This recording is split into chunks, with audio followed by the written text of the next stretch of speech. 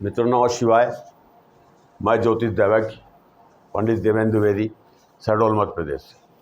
मित्रों, ग्रहों का राशि परिवर्तन। आज मैं मेष राशि, चंद्र राशि, ये जो विश्लेषण है चंद्र राशि के आधार पर है। मंगल का राशि परिवर्तन। मंगल देव अभी तक अपनी शत्रु की राशि कन्या राशि में थे, मेष लग्न के जातकों के छठे भाव में थे, और 13 सितंबर 2025 मंगल देव राशि परिवर्तन करके और तुला राशि सप्तम भाव में आएंगे और लगभग 45 दिन ये गोचर करेंगे। आपसे आग्रहपूर्वक कहना चाहूँगा कि सिर्फ चंद्र राशि के आधार पर हम किसी भी विश्लेषण को पूर्ण रूप से सत्य ना मान लें। उसका कारण है, सर्वप्रथम हमारी जन्म कुंडली में किसी न किसी ग्रह की महादशा, किसी न किसी ग्रह की अंतर्दशा प्रत्यंतर दशा चलती रहती है, और वो जन्म से लेकर के अंतिम समय तक ग्रहों का जो दशा रहती है वो हमारे ऊपर प्रभावी रहती है और स्थायी रूप से प्रभावी रहती है। उसके भी जो फल हैं, शुभ या अशुभ, वो हम भोगते रहते हैं। कभी अच्छा है, कभी खराब है। तो जन्म कुंडली के बिना देखे हम कहीं किसी कुंडली को पूर्ण रूप से नहीं कह सकते। चंद्र राशि पर आधारित, ग्रहों के गोचर पर आधारित ये अस्थायी कुंडली है। राशि बदलती रहती है, भाव बदलते रहते हैं, लग्न नक्षत्र सब कुछ बदलता रहता है, और एक ग्रह दूसरे ग्रह में जल्दी जल्दी अपना राशि परिवर्तन करते हैं। कुछ ग्रह हैं जो जैसे शनि 2.5 साल, गुरु 1 साल, राहु केतु 18 महीना, ये 4 ग्रह ऐसे हैं जो कुछ लंबे समय तक इनका गोचर किसी राशि पर होता है। पर बाकी ग्रह जैसे बुध 22 दिन में, मंगल 45 दिन, शुक्र 25 दिन, तो ये गोचर जो है इस प्रकार से 22 दिन 25 दिन का गोचर होता है, 1 महीने का गोचर होता है। तो ये अस्थायी है। पर गोचर में जो ग्रह चल रहे होते हैं उनका भी प्रभाव हमारे जीवन में पड़ता है, भले ही अस्थायी रूप से कुछ दिनों के लिए पड़े, पर पड़ता है। तो पहले तो हमें जन्म कुंडली में देखना चाहिए कि किस ग्रह की महादशा अंतर्दशा चल रही है, और फिर गोचर में देखना चाहिए कि कौन सा ग्रह किस राशि में गोचर कर रहा है। और जब इन दोनों बातों से हम सहमत हो जाएंगे तभी हम किसी निर्णय पर पहुंचते हैं।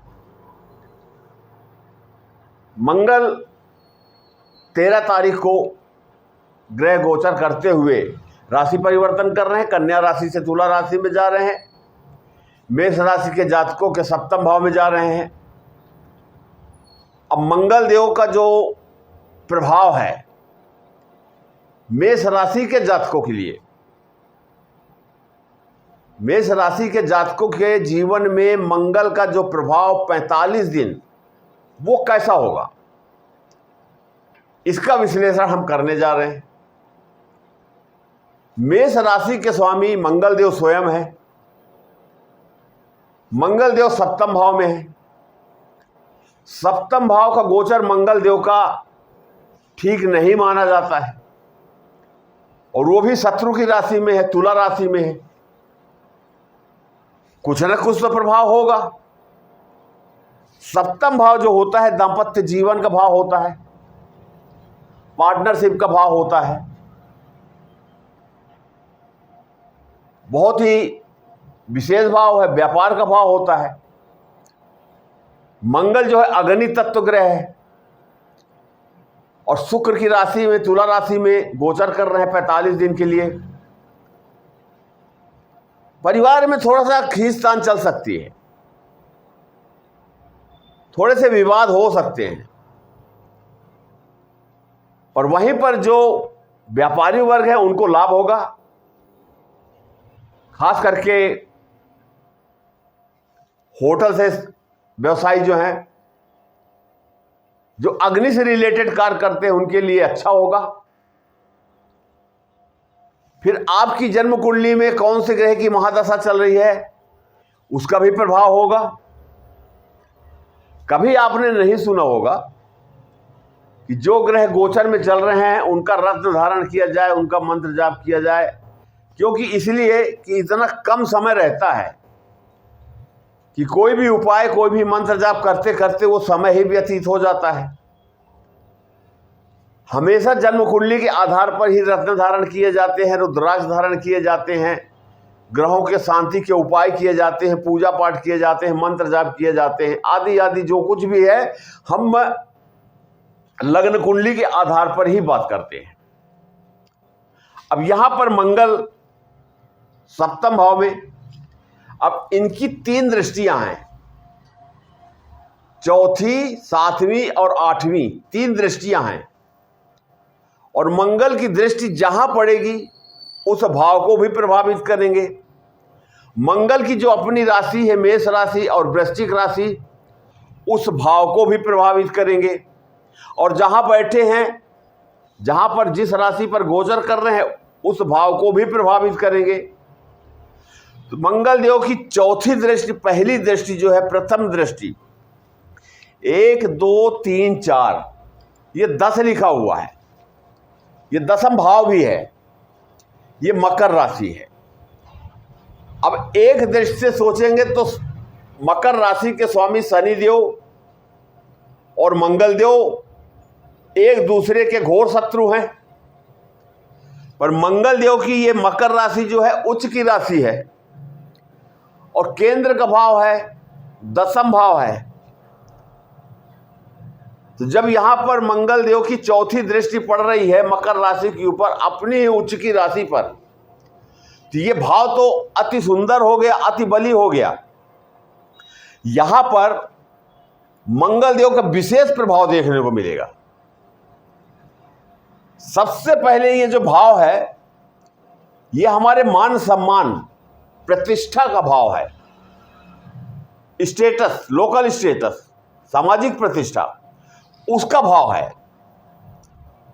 जो मेष राशि के जातक हैं, ये 1.5 महीना 45 दिन अच्छी सामाजिक प्रतिष्ठा बनेगी, लोगों से व्यवहार अच्छा बनेगा, मान सम्मान मिलेगा।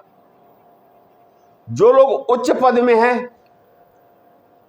IAS IPS, इससे भी जो बड़े पद हैं, उनकी पदोन्नति हो सकती है, उनके कार्य कुशलता में बढ़ोतरी हो सकती है। उनसे बड़े जो लोग हैं उनके संपर्क में आकर के इनकी भी प्रतिष्ठा बढ़ सकती है। नौकरी से संबंधित किसी प्रकार की कोई अड़चन थी, कोई बाधाएं थी, कोई समस्या थी, वो समाप्त होगा। राजनीति से जुड़े लोगों का भी भाव है ये। जो लोग राजनीति से जुड़े हैं और जिनकी मेष राशि है, ऐसे लोगों को अति लाभ होने वाला है। मंगल सेनापति हैं, अपनी सेना का नेतृत्व करते हैं। यहां पर जो भी लोग हैं, चाहे वो बड़े अधिकारी हों, चाहे राजनेता हों, बड़े व्यापारी उद्योगपति हों, इनका नेतृत्व करने की जो क्षमता है वो बढ़ जाएगी। उनके लिए बहुत ही अच्छा है, अति सुंदर। अब यहां चौथी दृष्टि, अब यहां 7वीं दृष्टि ले लीजिए आप। एक लिखा हुआ है, ये मेष राशि है, तो मंगल देव की 7वीं दृष्टि सीधे पड़ रही है। सॉरी। अब प्रथम भाव जो होता है, जिस जातक की कुंडली है या मेष राशि के जो जातक है जिनकी कुंडली है, प्रथम भाव वो स्वयं है, उनका शरीर है, कद गाठी, वर्ण, उनके विचार, उनकी सोच, उनकी मानसिकता, स्वास्थ्य, ये सब कुछ है। और सबसे महत्वपूर्ण स्वास्थ्य है। यहां पर अपनी सातवीं दृष्टि डाल करके अपनी ही राशि पर प्रथम भाव को भी मजबूत कर रहे हैं। जो लोग अस्वस्थ चल रहे थे उनके स्वास्थ्य में सुधार होगा, दवाइयां फायदा करेंगी, जो मानसिक तनाव था वो समाप्त होगा, विचारों में अच्छे परिणाम देखने को आएंगे, अच्छे विचार आएंगे। थोड़ा क्रोध आ सकता है, चिड़चिड़ापन आ सकता है, क्योंकि मंगल का ये स्वभाव है। इससे थोड़ा संयम बरतते हुए मेष राशि के जातकों के लिए बहुत ही अच्छा है। अब आते हैं मंगल देव की जो 8वीं दृष्टि है। देखिए, 7वीं दृष्टि सब ग्रहों की है, पर मंगल देव को विशेष रूप से 4थी और 8वीं दृष्टि प्राप्त हुई है। 2 दृष्टि मैं आपको बता दिया। अब 8वीं दृष्टि ये है, यहां वृषभ राशि है, ये धन का भाव है, कुटुंब का भाव है, पैसा रुपया वाणी का भाव है। अब मंगल देव की 8वीं दृष्टि धन भाव में पड़ रही है और लग्नेश भी मंगल है। जब लग्नेश पूरी कुंडली के जो स्वामी हैं वो मंगल देव हैं, तो धन भाव को देख रहे हैं, तो धन की बढ़ोतरी होगी, रुके हुए पैसे प्राप्त होंगे, व्यवसाय में वृद्धि होगी, व्यवसाय के माध्यम से, नौकरी के माध्यम से धन अर्जन होगा, धन की आय होगी, धन की वृद्धि होगी। कुटुंब में थोड़ा खींचतान चल सकती है, वाणी में थोड़ा संयम रखना पड़ेगा। मंगल का अपना स्वभाव है कटु वचन बोलना। कटु वचन बोलने से संयम रखें 45 दिन, और एक तरफ ही ध्यान दें अपने व्यवसाय पर, अपनी नौकरी पर। आप जो कार्य कर रहे हैं, जो कर्म कर रहे हैं, वो पवित्र होना चाहिए, सात्विक होना चाहिए, क्योंकि पवित्र और सात्विक किए गए कार्य ही हमको बढ़ाने में, हम सबको बढ़ाने में ग्रहों का योगदान होता है। हम गलत कार्य करें, जन विरोधी, समाज विरोधी, देश विरोधी कार्य करें निहित स्वार्थ के लिए, और फिर हम किसी ग्रह को दोषी बनाएं, शायद ये उचित नहीं है। कर्म ही पूजा है।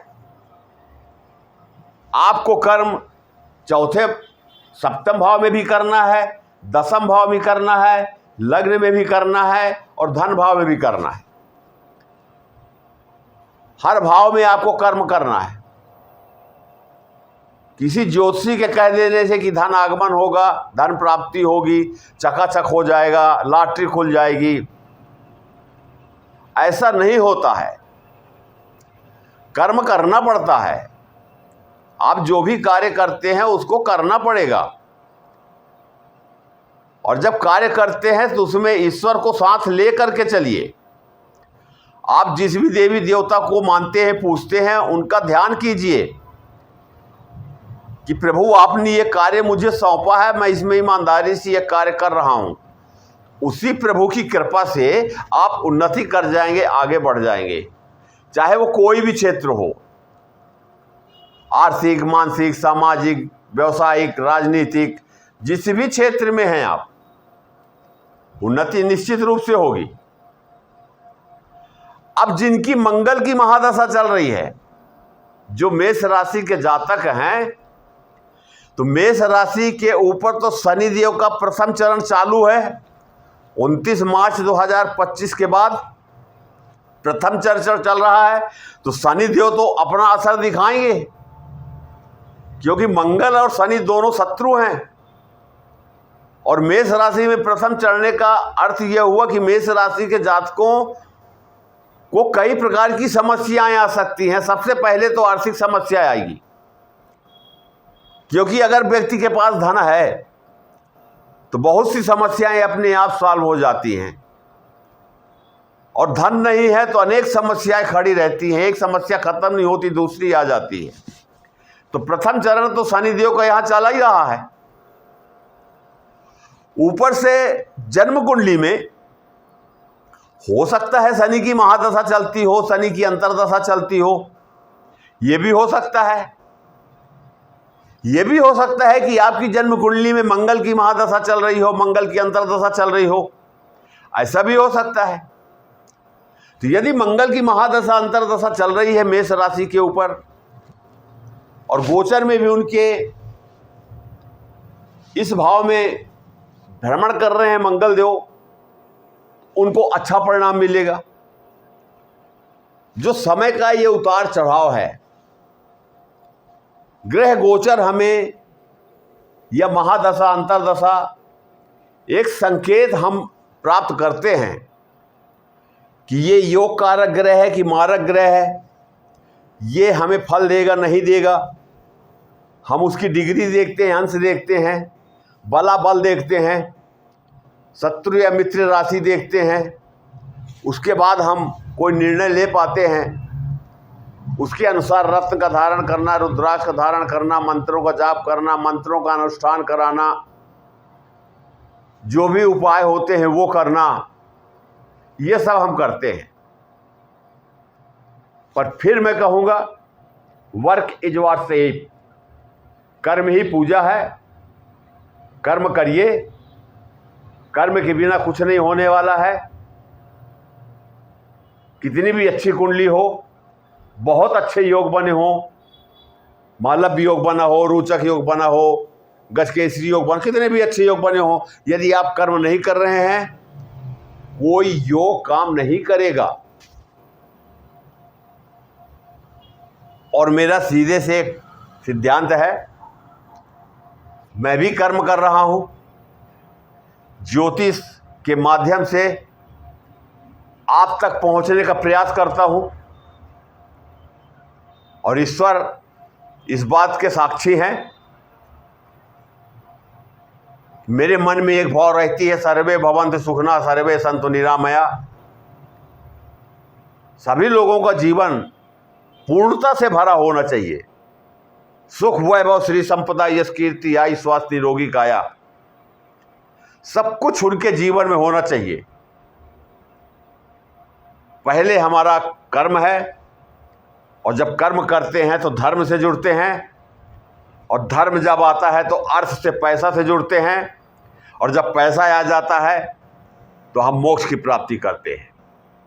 4 पुरुषार्थ, धर्म अर्थ काम मोक्ष, हम अपने जीवन को कैसे ढालते हैं, जीवन को किस दिशा पर ले जा रहे हैं, इस गाड़ी के ड्राइवर आप स्वयं हैं। रास्ता आपको चुनना है कि आप गड्ढे वाले रास्ते में चलेंगे कि डामर रोड में चलेंगे कि आरसीसी रोड में चलेंगे, ये आपको निर्णय करना है। मित्रों, ये छोटी छोटी सी जानकारी आप लोगों को देता रहता हूं। अब यहाँ तक आने के बाद अगर वीडियो आपको अच्छी लगी हो, और मैंने जो वीडियो में आपसे निवेदन किया वो अच्छा लगा हो, तो लाइक कर दीजिए, सब्सक्राइब कर लीजिए, अपने ग्रुप में 10-5 लोगों को जो भी आप उचित समझें शेयर कर दीजिए, घंटी का बटन दबा दीजिए, ऑल को सेलेक्ट कर लीजिए। मेरे सभी वीडियो आपके मोबाइल पर सामने दिखने लगेंगे। आपका एक लाइक उत्साह वृद्धि करता है, और आप तक ये जानकारी पहुंचती है। आप तो 10 मिनट 5 मिनट में वीडियो देख करके जानकारी ले लेंगे, लेकिन एक वीडियो को बनाने में, होमवर्क करने में 2 से ढाई घंटा लगते हैं। अंतिम बात कि बहुत से लोग जो फ़ोन करते हैं, व्हाट्सएप मैसेज करते हैं, उन्हें मैं धन्यवाद देता हूं, लेकिन कृपया फ़ोन करते ही आप अपनी समस्याओं को गोपनीय रखें। अनेक समस्याएं हैं, अनंत समस्याएं हैं, और उन समस्याओं से जो व्यक्ति गुजर रहा है, उनकी पीड़ा को मैं समझ रहा हूं, अच्छे से समझता हूं। दिन भर यही सुनता हूं मैं, तो आपकी पीड़ा को समझ रहा हूं, पर उसे गोपनीय रखें। पूरी कुंडली देखने के बाद केवल चंद्र कुंडली या लग्न कुंडली नहीं देखी जाती है। आपकी लग्न कुंडली, नवमांश कुंडली, चंद्र कुंडली, गोचर कुंडली, अष्टक वर्गा कुंडली और भिन्नाष्टक वर्ग कुंडली, इन सब कुंडलियों को देखने के बाद जब मैं आपसे बातें करता हूं, जितनी बातें आपकी कुंडली में आ रही हैं, लगभग 95-98% बातें सही होती हैं। तब तक आपके प्रश्नों का उत्तर मिल जाता है। पर इसके बाद भी मैं अंत में यही पूछता हूं, यदि आपका कोई प्रश्न शेष रह गया हो तो बताइए। तो मेरा आपसे निवेदन है, आप अपनी गोपनीयता बनाए रखें। बात तो होगी, बात तो करूंगा ही, और जब कुंडली देख करके मैं आपकी समस्या को आपसे बताऊंगा तो आपको लगेगा कि पंडित जी ठीक बोल रहे हैं। मेरा विश्वास आपके हृदय में और बन जाएगा, आपके मन में और बन जाएगा। पर जब आप ही समस्या बता देंगे तो ये तो कोई भी देख करके बता देगा। तो कृपया आप अपनी समस्या गोपनीय रखें। आप किसी भी प्रकार की जानकारी चाहते हैं, ज्योतिषी परामर्श चाहते हैं, समस्याओं से बाहर निकलना चाहते हैं, अपना नाम, जन्म तारीख, जन्म समय, जन्म स्थान दिए गए नंबर पर मैसेज कर दीजिए। नंबर आने पर मैं स्वयं आपसे बातें करूंगा। इन्हीं शब्दों के साथ मैं पुनः कहूंगा कि लाइक कर दें, शेयर कर दें, सब्सक्राइब कर लें। आपका जीवन सुखमय मंगलमय हो। सुख वैभव श्री संपदा यश कीर्ति आयु स्वास्थ्य निरोगी काया आपको प्रदान हो। हनुमान जी, भगवान भोलेनाथ, कैलाशपति सबके ऊपर कृपा करें। नमः शिवाय।